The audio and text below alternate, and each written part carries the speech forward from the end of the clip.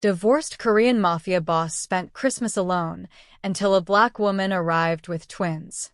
The steak sat untouched in front of him, the juices cooling on the plate. The rich scent of roasted meat, once comforting, now seemed empty. Mik Jang stared at it, his dark eyes unfocused, mind miles away. The once all-powerful mafia boss of South Korea's underground, now alone in an expensive restaurant on Christmas Eve. The restaurant was nearly empty. The flicker of holiday lights and the soft strains of Christmas carols barely reached his ears. The snow outside the large windows fell gently, blanketing the city in a soft, quiet white. But inside, Mik Jang's world was anything but calm. He had been married once, loved once. He thought he could leave it all behind. The violence, the blood, the empire.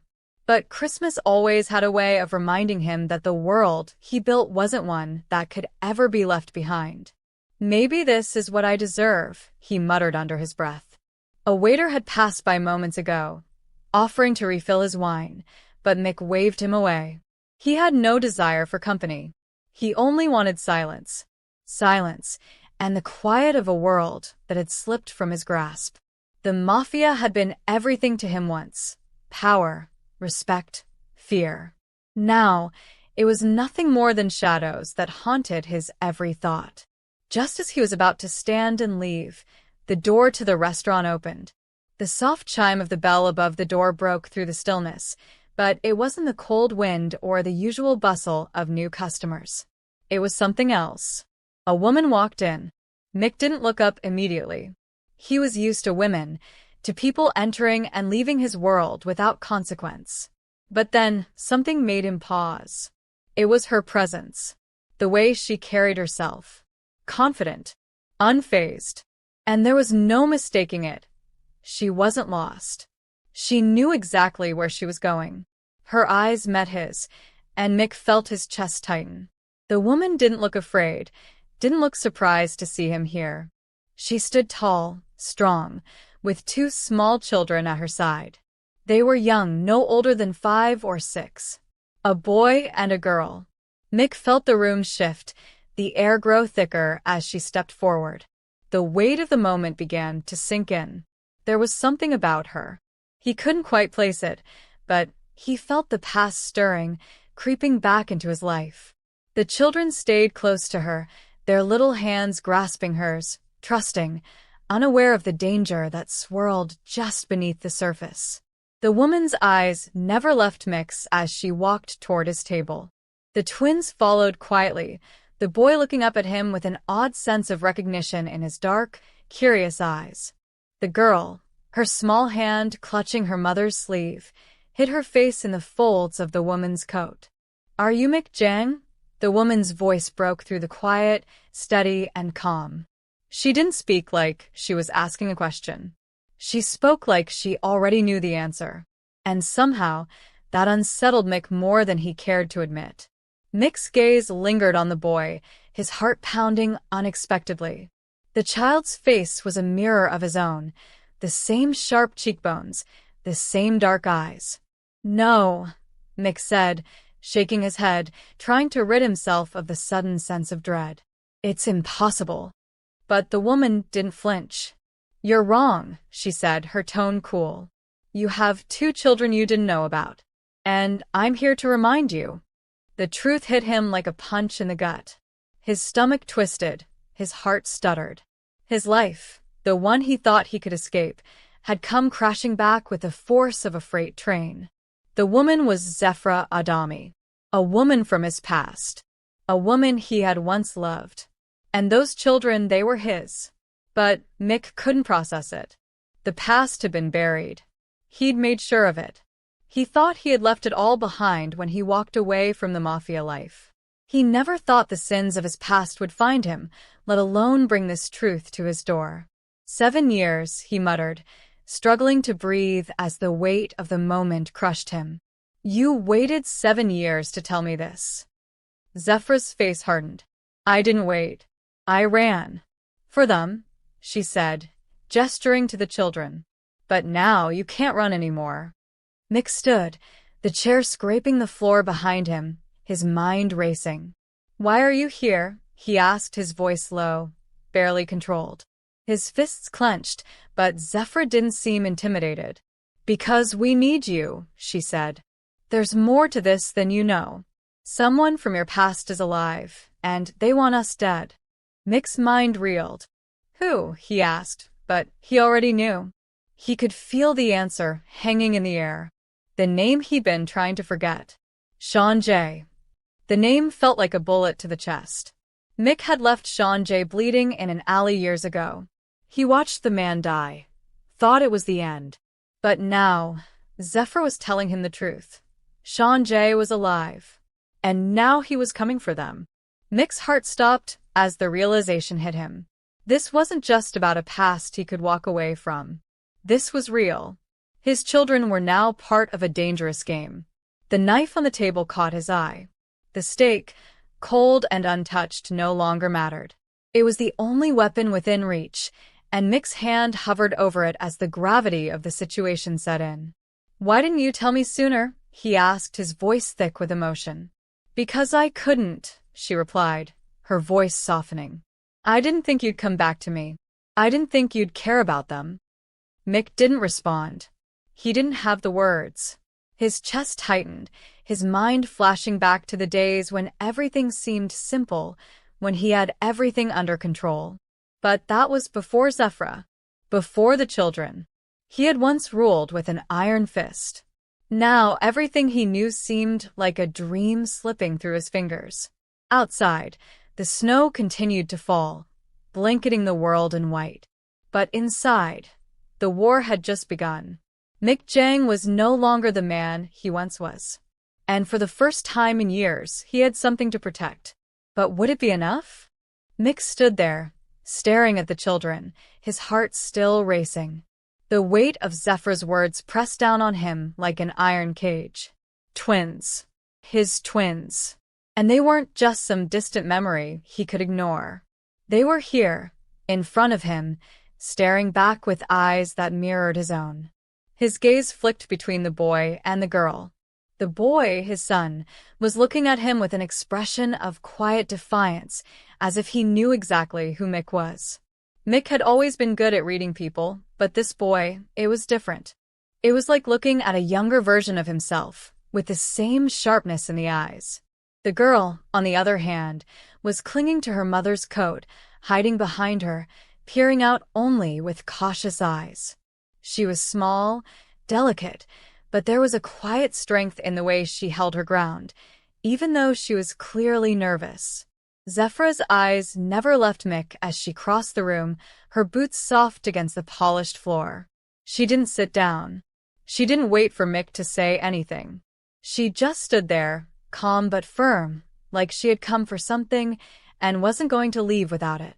"You didn't even know about them, did you?" Zephyr's voice cut through the silence, but it wasn't an accusation. It was just a statement, as if the truth had always been there, waiting for Mik to face it. Mik swallowed hard, his throat dry. "I didn't know," he muttered, more to himself than to her. "I thought you were gone. I thought I had nothing left." The words tasted bitter in his mouth. They weren't a confession, but more of an admission of failure. The failure of a man who had walked away from everything, his family, his empire, his past, in the hopes of finding peace. Nothing left. Zephyr shook her head slowly. "You don't get to walk away from something like this, Mik." She gestured to the twins, who were now standing side by side, watching their parents. The boy's expression hadn't changed. He was calm, like he'd known his father would show up one day. But the girl's eyes, they were full of questions. Questions Mik didn't have the answers to. He stepped back from the table, running a hand through his hair. The knife was still there, untouched, its gleaming blade mocking him. He didn't even care about the steak anymore. All he could think about were the two children, standing in front of him, two innocent lives that were tied to him by blood, by a past he had long since tried to bury. "How old are they?" Mik asked, his voice barely a whisper. 6, Zephyr replied, her voice softening. "They've been through more than any child should ever go through. And now, she paused, her eyes darkening. Now someone's hunting them. Hunting us. And they want you dead, Mik. The words hit him like a slap in the face. Mik had dealt with death before. He had ordered it, lived with it, used it as a tool. But this was different. His children. His blood. They were in danger because of him, because of the choices he had made years ago. You're telling me Sanjay is alive? Mik's voice trembled with disbelief. He had seen Sanjay die. He had watched him bleed out in an alley, had seen the flames take his body. There was no way. Zephra's face hardened. Not only is he alive, Mik, but he's building something. A network. And he's using the children, the ones he's taken, to do it.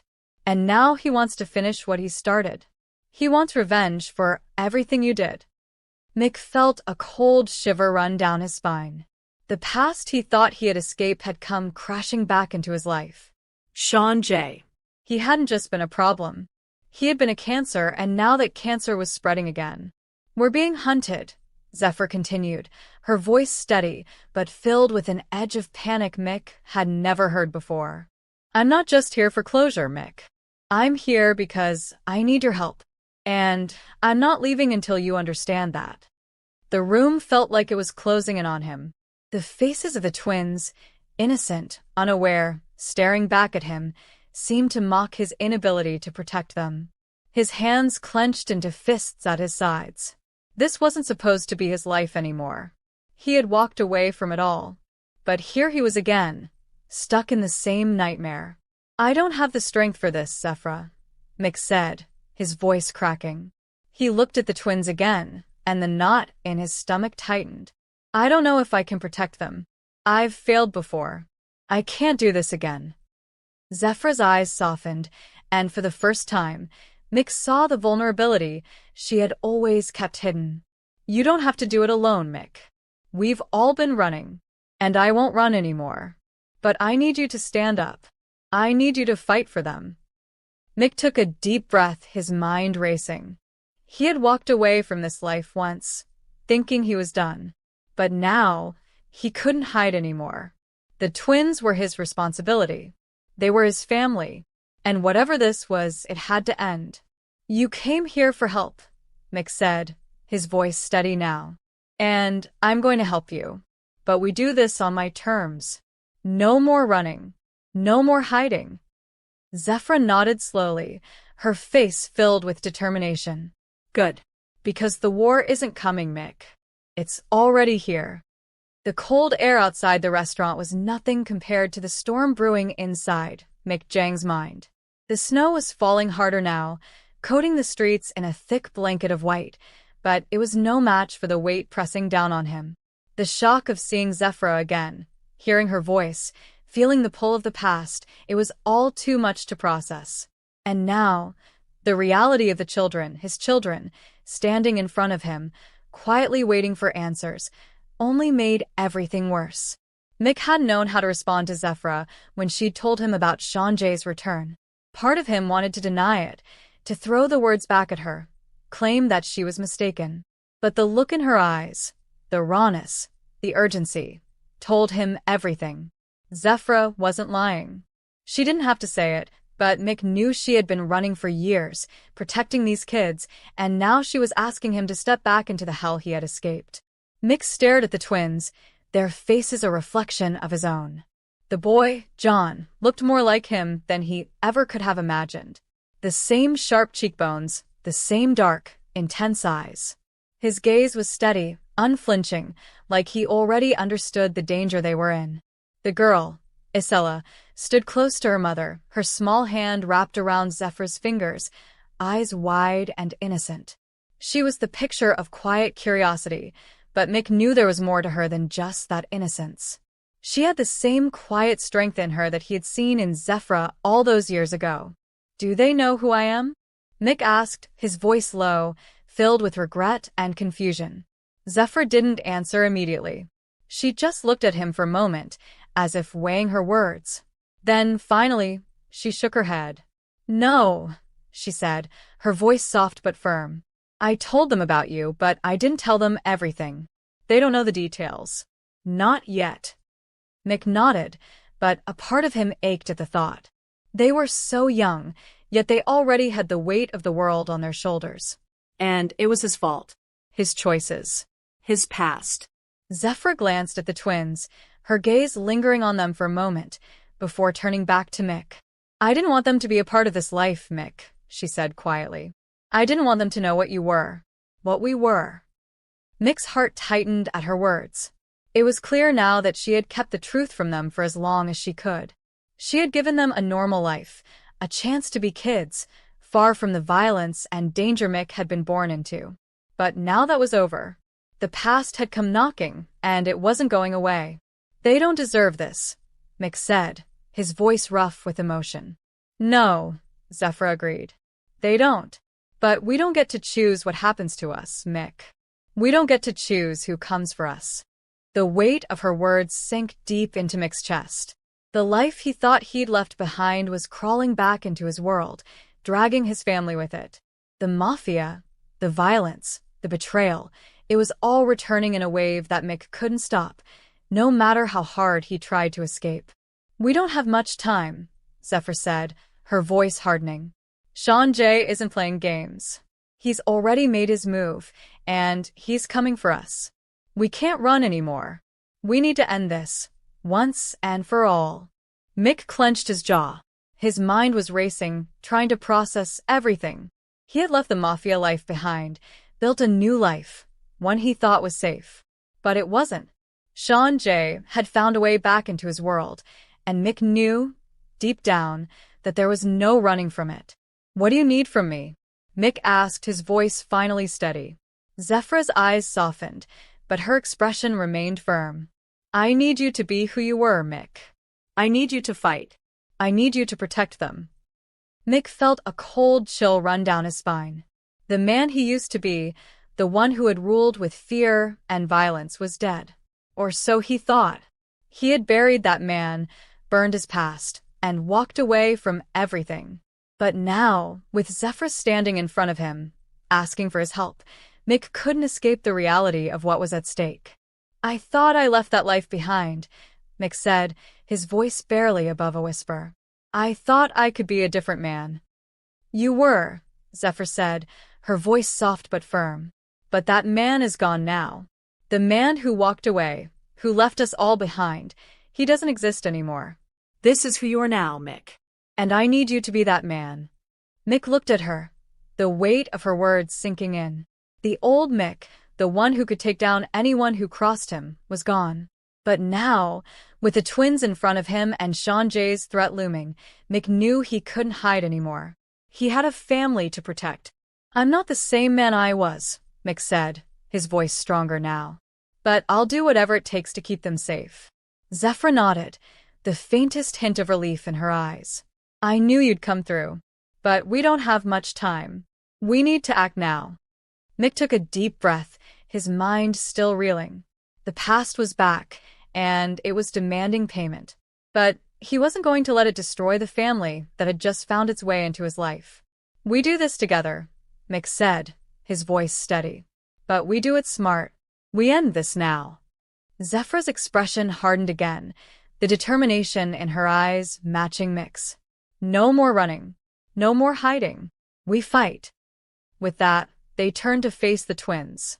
John, the boy, was standing straight, his small shoulders squared. He was already growing into the man Mik knew he would be. Isella, the girl, clung to her mother's coat, her eyes wide but full of trust. They were his children. And now he had a purpose. Get ready, Mik said to Zephyr, his eyes hardening. This war is just beginning. But as they stood up to leave the restaurant, the door opened behind them.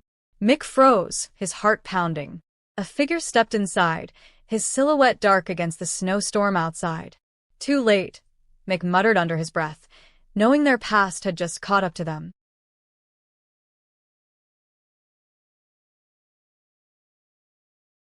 The sound of the door closing behind them felt like the final seal on Mik Jang's past. The wind outside howled, the snow falling in thick sheets as the cold air swept through the street. Mik stood motionless for a moment, his eyes fixed on the shadowy figure that had just entered the restaurant. It was as if the world around him had come to a standstill. Zephra's hand moved instinctively to her side, where the gun rested, hidden beneath her coat. Mik's gaze flickered briefly to her, and he saw the same tension in her shoulders that he felt in his own chest. It was a familiar feeling, one that spoke of danger, of old ghosts that would never truly rest. "Stay behind me," Mik said quietly, though he didn't take his eyes off the figure that now stood in the doorway.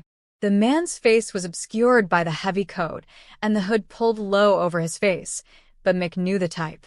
He knew the walk, the posture, the way the man carried himself. "Not good," Zephra murmured under her breath, and Mik could hear the barely contained anxiety in her voice. She moved closer to him, her body tense, preparing for whatever would come next. The figure in the doorway shifted, stepping forward into the warm glow of the restaurant, his boots clicking sharply on the polished floor. As the man approached, Mik's heart skipped a beat when the man lifted his head. It was him, Sean J. But he didn't look the way Mik had left him all those years ago, bleeding out on the cold cement in the harbor. No. Sean J. looked as if he had never died. His skin was pale, his dark eyes empty and calculating, his presence as commanding as ever. He was taller now, dressed in a sleek, tailored coat, his face hard and unreadable. "Mik Jang," Sean J. said, his voice low and smooth, almost like it had been carved from stone.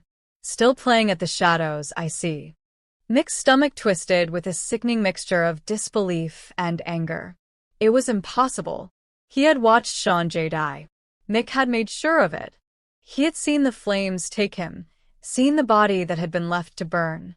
But now, here he was, standing in front of him, like nothing had ever happened. "Who the hell are you?" Mik's voice cracked, but he quickly regained his composure. "I buried you." Sean J. smiled, a slow, wicked grin spreading across his face. "You did, Mik. You thought you did. But you and I both know that no one stays buried forever, especially not me." The words hit Mik like a blow to the chest, a punch that knocked the wind from his lungs. He hadn't wanted to believe it. He hadn't wanted to face this part of his past. He had thought that by walking away, by leaving the Mafia behind, he could escape everything he had done, everything he had been. But Sean J. wasn't just a ghost. He was a shadow, one that clung to Mik like a second skin. And now it had come back to claim him. Mik stepped forward, closing the distance between them. His hand instinctively reached for the gun hidden beneath his coat, but Sean J. raised a hand, stopping him in his tracks. "Put it down, Mik," Sean J. said, his voice cold but calm. "I didn't come here to fight. Not yet. You wouldn't survive this fight anyway." Zephra's eyes flickered nervously as she watched the exchange, her fingers still brushing the grip of her own gun.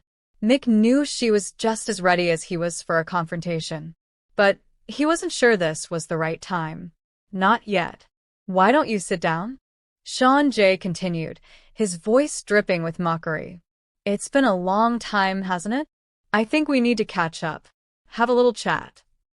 Mik hesitated, but something in the way Sean J. stood there, so calm and confident, made Mik lower his hand slowly. He could feel the weight of the flash drive burning a hole in his pocket. The drive that Zephra had given him, the one that had the answers, the one that tied Sean J. to all of this madness. "I'm not here to catch up," Mik finally said, his voice low and controlled. "I'm here to end this, once and for all." Sean J.'s grin widened. "You think you can end it, Mik? You think you can just walk away from everything you've built? From all the blood you've spilled?" Mik's jaw tightened. "It's already ended for me," he growled. "But not for you. Not for them." He looked back at the twins, who were standing silently by Zephra's side, watching the entire exchange. The boy, John, looked between Mik and Sean J., his dark eyes narrowed, as if he already understood the danger they were in. The girl, Isella, clung to her mother, her small body trembling slightly, but she didn't cry. She didn't make a sound. Sean Jay's gaze followed Mik's, and for a moment, his expression softened, almost wistful. "The kids," he said. "I hear Mik's blood is valuable, especially when it's tied to families like yours, Mik." Mik's eyes flashed with fury. "You stay away from them," he warned, his voice low but filled with enough venom to chill the air. Sean Jay ignored the warning. "They don't know yet, do they? They don't know what you used to do, who you used to be." "I'm not who I was," Mik snapped, stepping closer to Sean Jay, his hands clenched at his sides. "You've got nothing left, Sean. This is over. Whatever you're planning, whatever you think you can do, it's over." Sean Jay's eyes gleamed with dark amusement. "Is it? It's never really over, Mik. It's just a new beginning." Before Mik could respond, a loud crash echoed from outside, followed by shouts and the sound of feet pounding down the hallway. Zephra's eyes darted to the door, her body tensing as she reached for the gun at her side. "They found us," she said quietly, her voice filled with grim resolve. "We're out of time." Mik's mind raced. The walls were closing in. Sean Jay's return wasn't just a threat to him, it was a threat to everything Mik had tried to rebuild. To Zephra. To the twins. Mik stepped back, his body tense, ready for whatever was coming. "We leave," Mik said, his voice firm. Now. But as he turned to make his way toward the back door, the air seemed to thicken. The door behind them slammed open with a bang, and 4 men in dark suits rushed into the restaurant, weapons raised. "You don't get to walk away, Mik," one of the men said, his voice calm but lethal. "You're coming with us." Zephra moved first, taking out the first man with a swift, calculated strike. But the others were closing in fast. Mik grabbed the twins, pulling them close, his heart pounding in his chest. "Run!" Mik shouted to Zephra, his eyes locking with hers. But it was too late. Sean Jay's men had surrounded them. The battle had begun. And Mik Jang wasn't going to let them take his family without a fight. The tension in the air was thick as Mik Jang and Zephra stood in the dimly lit safe house, preparing for the final confrontation. The weight of the past, of the choices Mik had made, was pressing down on him more than ever. He had tried to bury that life. He had tried to leave the bloodshed behind. But it was clear now, there was no running from the past, no walking away from the consequences. Mik looked at the twins, their faces still innocent despite the dangers that swirled around them. John, the boy, was quiet but unafraid, his eyes full of a quiet strength that reminded Mik so much of himself at that age. Isela, the girl, clung to her mother's side, her small hand tucked into Zephra's coat, her wide eyes taking in everything. They didn't fully understand the magnitude of what was happening, but Mik could see it in their eyes. The awareness, the silent understanding that their lives had changed forever. "We're not running anymore," Mik said, his voice rough but firm. "We end this today." Zephra didn't respond right away, but Mik could see the flash of recognition in her eyes. She knew this wasn't just about survival anymore. It wasn't just about protecting themselves or even taking down Sean Jay. This was personal. This was about taking control of their future.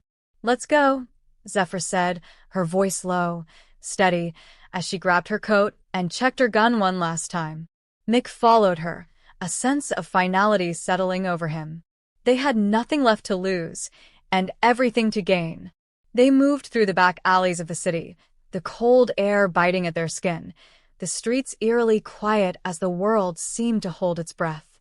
Mik felt the familiar weight of the gun hidden beneath his coat.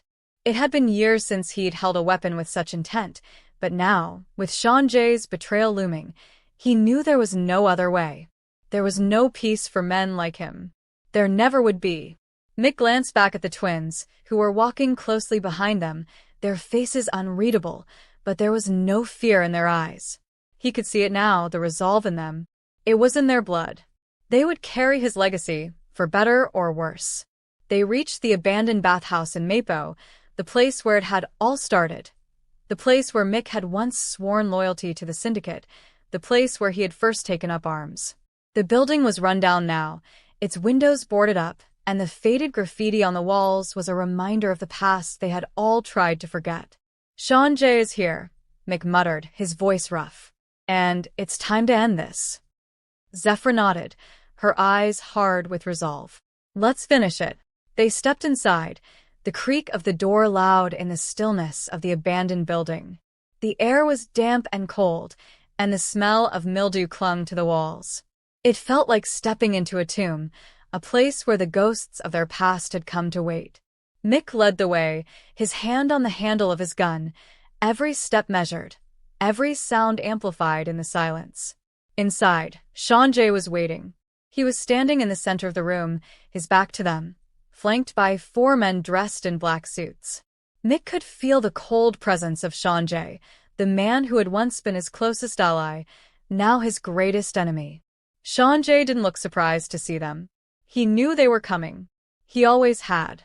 "You've come to finish what you started, Mik?" Sean J's voice was calm, almost bored. He turned slowly to face them, his dark eyes gleaming with malice. Mik said nothing. He just stepped forward, his eyes locked on Sean J's, filled with a mix of anger and determination. There was no turning back now. This was the end. "You're not walking away from this, Sean," Mik said, his voice low, barely a whisper. But the weight behind his words was enough to send a shiver through the room. Sean J smiled, but it was a cruel, cold smile. "You think you can end this? You think you can stop me? You and your little family? You're nothing now, Mik." But Mik wasn't listening.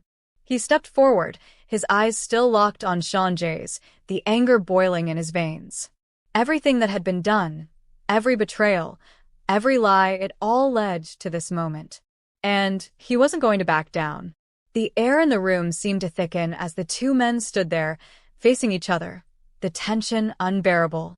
The twins were silent behind them, watching their fathers with wide eyes, unaware of the magnitude of what was happening. Sean J's men moved first, but Zephyr was faster. In a blur, she took down the first man, her gun fired with precision. Mik followed suit, moving quickly, taking down the next attacker with a single shot. The room erupted into chaos, the sound of gunfire filling the air, echoing off the walls. Mik's heart was pounding, his body moving on instinct, the years of training coming back to him in full force. He wasn't just fighting for himself anymore. He was fighting for his family, for Zephyr, for the twins. As he fought, memories flashed before his eyes.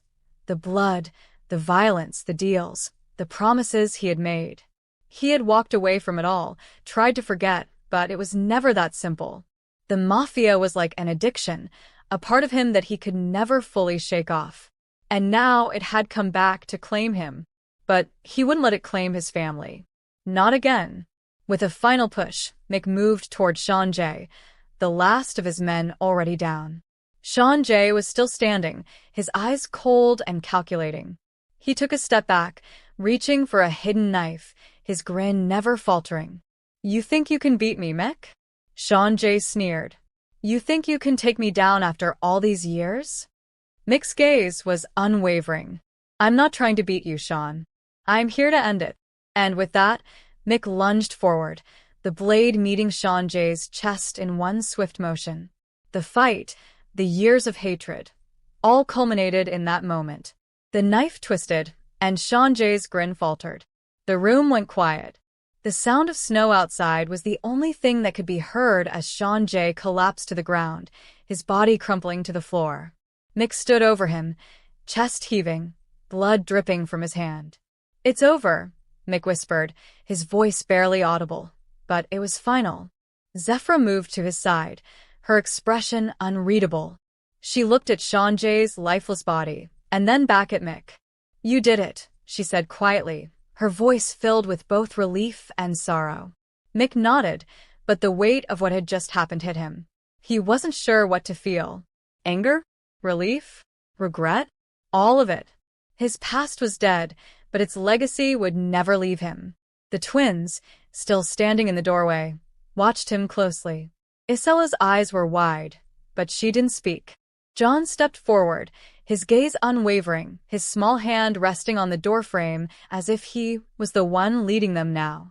Mik looked at Zephyra, and for the first time in years, he saw a glimmer of peace in her eyes. The war wasn't over, but it was ending. They had survived. They had won. For now, that was enough.